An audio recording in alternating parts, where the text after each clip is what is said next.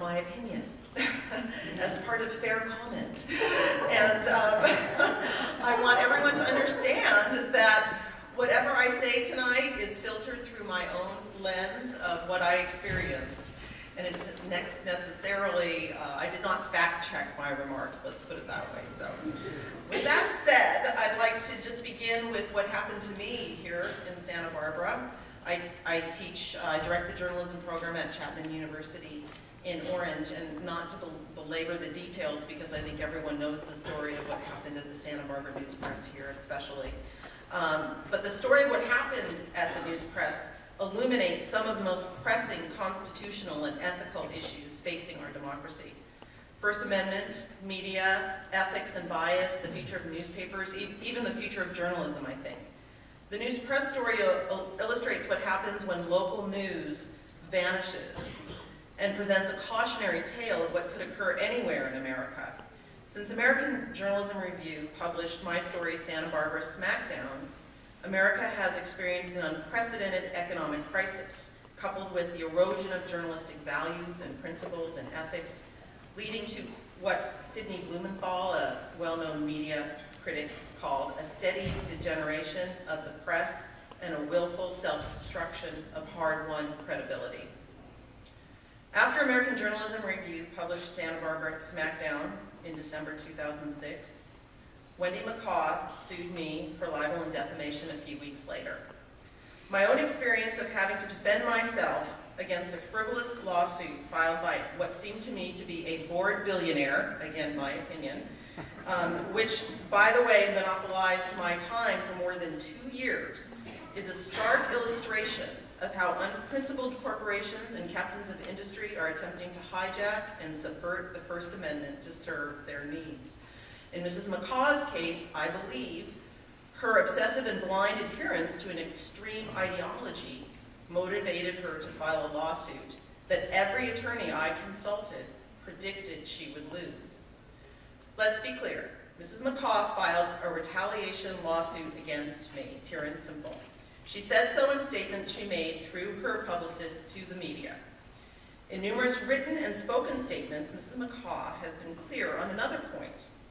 Writers and reporters have no First Amendment protections. Only owners of news organizations have First Amendment protections.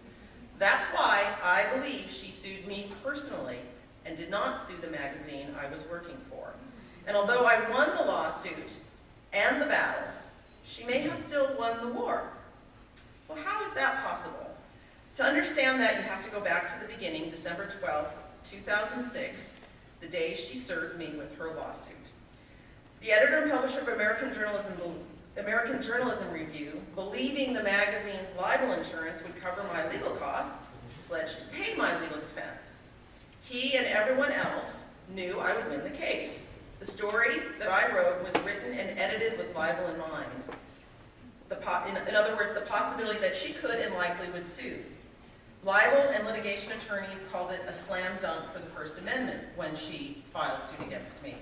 But the wheels of justice turn slowly, as so many here on this panel and in the audience who have also endured Mrs. McCaw's legal blows know. My legal fees reached $100,000, then $150,000, then $200,000, then $250,000. And as an AJR senior writer, I'm not considered full-time, but rather a contract employee. So the libel insurer refused to reimburse AJR its legal fees. Pretty soon the bills far outstripped the magazine's budget. Right around $100,000, the owners of the magazine, the University of Maryland, told the editor that they were turning off the money spigot. I would have to cover the rest of my fees, and oh, by the way, it would be nice if I paid back what they'd already spent. Well, as a college professor married to a teacher, that would have been a little bit of trouble. So it was a tense couple of years, especially since the Orange County Superior Court judge, hearing the case, knew less about libel than probably my cat. His initial ruling was so flawed, my attorney appealed to the California Court of Appeals in a petition called a writ. The Court of Appeals takes fewer than 5% of the writs filed. They took mine. That's how bad the Orange County Superior Judge's ruling was. To no one's surprise, the appeals court ruled in my favor, then remanded the case back to the same wacky judge with specific orders to award my attorney's fees. On the last day before the judge retired, the very last case of his career, this Judge Dimwit conceded the appeals court had ordered him to award me my attorney's fees. But, he told my attorney in court, your fees are too high. I don't like the fact that your client hired a Washington, D.C. attorney when we have so many wonderful, reliable attorneys right here in Orange County. So in what I believe was yet another act of iniquitous retaliation, the judge randomly ordered only half my fees paid, saddling the magazine with almost $200,000 of debt. We were free to appeal, I was told, but free? I don't think so. My attorney concluded that it would cost roughly $200,000 to appeal, and there was no case law assuring if we lost the appeal with yet another Judge Dimwit in Orange County that those fees would be paid. So, AGR was left in serious debt. So even though we won the case, and the case set legal precedents in the state of California, does the magazine lose? We're not sure. The future of the magazine remains murky, and its finances unsure. So, like Jim, I'm going to put a little cup here in front of my microphone, and if you would like to donate to the American Journalism Review to keep it going, I'm sure Rem Ryder would really appreciate that. On that note, I'd like to switch gears a little and talk about the future of journalism. You might think that after my own unfortunate experience, I would declare the future of journalism is bleak and cede the microphone to Jerry Roberts.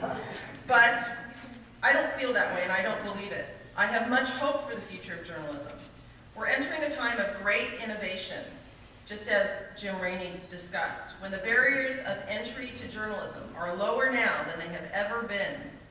Around the world, citizen journalists are harnessing the power of the web to promote free expression. Just today in the New York Times, there were 2 articles, one about Twitter in Iran, the other about a horrible rape that occurred in China. And had it not been for the power of those citizen journalists, justice would not have been served. And in fact, in the case of Iran, as we all know, Twitter is one of the most important tools being used to bring that entire nation together in protest. So, even here in the United States, the First Amendment and the ideals of our press freedoms are enduring institutions. That said, journalism can no longer depend on the kindness of press parents, since so many, like Mrs. McCaw, are not only unkind, but I would argue, and again this is my opinion, dangerous. We can look to the cycles of history for guidance on how to take advantage of this current crisis and turn the crisis into an opportunity. In the 19th century, Horace Greeley, the editor of the New York Tribune, considered one of the greatest editors of his day, coined the famous dictum, "Go West, young man." Greeley's editorial in the New York Tribune in 1865 was addressed specifically to young civil servants in Washington, D.C., who were complaining that the government didn't pay them enough given the high cost of living in the nation's capital. Greeley had very little sympathy for them. He wrote, "Washington is not a place to live in. The rents are high, the food is bad, the dust is disgusting, and the morals are deplorable. Go west, young man, go west and grow up with the country." Today, our young, ambitious, idealistic, public-spirited young people have a 21st century manifest destiny to light out for new, uncharted internet territories, to travel the information highway, and fulfill their desire to serve their country through journalism, to acquire maturity with real-world experience. Go west, young man, go west and grow up with the country. This new country, the global village we find on the internet, filled with peril and opportunity, is our new manifest destiny. I'm not at all discouraged about the future of journalism, but excited and emboldened by its opportunities. But it also requires all of us, seasoned veterans, citizen journalists, to take to the internet highway with courage and confidence. The most vexing question we face, especially the middle-aged among us, I count myself in that group, is where do we fit in this brave new world? For inspiration, look no further than my fellow panelists, who in one way or another have lit out for the territory already. Thank you.